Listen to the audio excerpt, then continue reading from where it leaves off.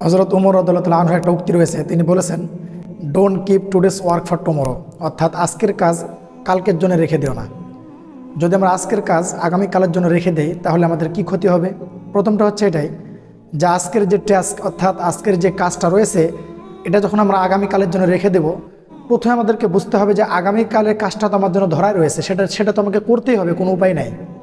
তাহলে আজকের কাজ আবার আগামী দিনের কাজ, তাহলে একই সাথে আমরা 2 দিনের কাজ কিভাবে করব? সেজন্য আমাকে ভাবতে হবে যে আজকের কাজটা আমি আজকেই করব।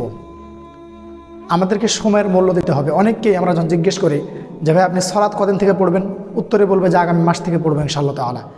এর মানে এই নয় যে আপনি আজকে নামাজ থেকে আপনি মাপ পাবেন, আজকের সালাতও তো আপনাকে পড়তে হবে। বরং আমাদেরকে আরও সহজভাবে ভাবতে হবে, সেটা হচ্ছে আজকের সালাতের জন্য আমি দায়ী, আগামীকালের জন্য দায়ী নই।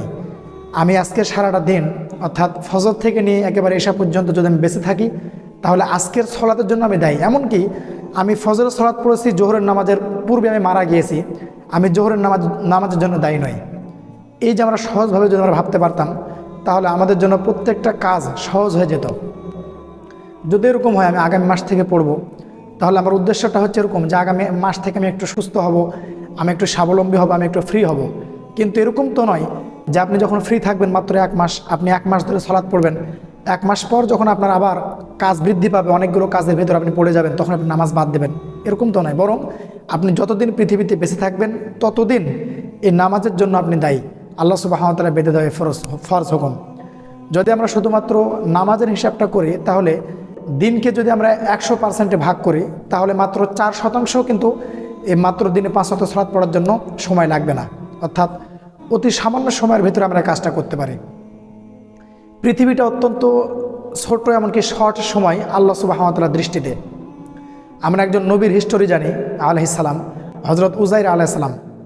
এ প্রসঙ্গে আল্লাহ সুবহানাহু ওয়া তাআলা পবিত্র কোরআনের ভিতরে বলেছেন সূরাতুল বাকারার 259 নম্বর আয়াতের ভিতরে, আল্লাহ সুবহানাহু ওয়া তাআলা যখন হযরত উযাইর আলাইহিস সালামকে 100 বছর মৃত অবস্থায় রেখে দিলেন, তারপর তাকে জীবিত করে বললেন যে কাম লাবিথ, তুমি কতদিন জীবিত ছিলে? হযরত উযাইর আলাইহিস সালাম তিনি প্রশ্ন উত্তরে বললেন যে ক্বালু লাবিথতু ইয়াওমান আও বা'দা ইয়াওম, হয়তো আমি একদিন অথবা দিনের কিছু একটা অংশ আমি জীবিত ছিলাম, মৃত ছিলাম।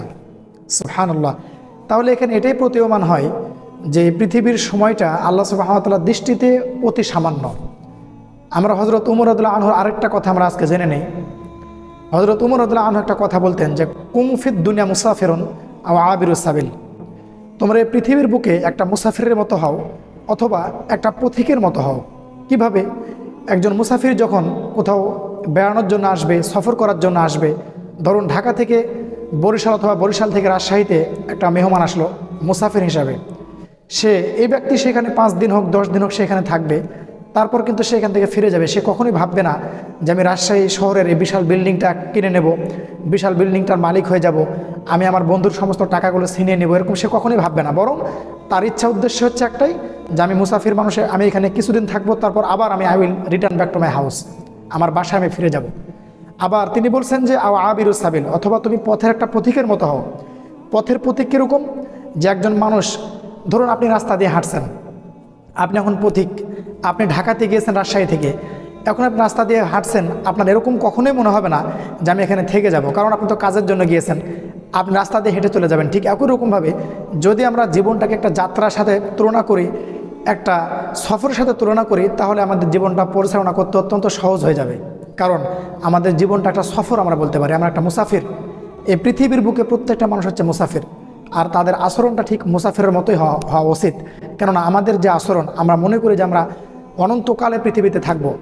যদি আপনি নিজেকে প্রশ্ন করি যে আমাদের ছেলে মেয়ে যারা রয়েছে তাদেরকে যখন আমরা স্কুলে ভর্তি করি, শিশুতে যখন ভর্তি করি ক্লাস একেবারে প্লে থেকে পড়াশোনা করার পর থেকে নিয়ে মনে করেন প্লে থেকে নিয়ে শুরু করে একেবারে মাস্টার্স কমপ্লিট করে এমনকি পিএইচডি যা কিছু রয়েছে সব কিছু কমপ্লিটেড করে আপনি জানেন যে আপনার এই ছেলেটা 24 বছর অথবা 20 বছর পর একটা জব করবে, একটা চাকরি করবে, সে একটা ভালো পর্যায়ে যাবে। ঠিক একই রকমভাবে আপনি নিজেকে নিয়ে একটু ভেবে দেখেন যে আমি আজ থেকে 50 বছর পর আমি কোথায় থাকব। যদি ভাবেন তাহলে আপনার জন্য বুঝতে সহজ হবে। উত্তর একটাই যে আজ থেকে 50 বছর পর, যেহেতু আমার বয়স 50 অথবা 40, তাহলে আজ থেকে 50 বছর পর আমার থাকার জায়গা হচ্ছে কবর। যদি এভাবে প্রত্যেকটা মানুষ ভাবতে পারে তাহলে আমাদের জীবন চলা অত্যন্ত সহজ হয়ে যাবে, আর আল্লাহ সুবহানাহু ওয়া তাআলা বিধানটাকে মান্য করাও সহজ হবে। আল্লাহ সুবহানাহু ওয়া তাআলা আমাদেরকে বোঝার তৌফিক দান করুক। আল্লাহুম্মা আমিন।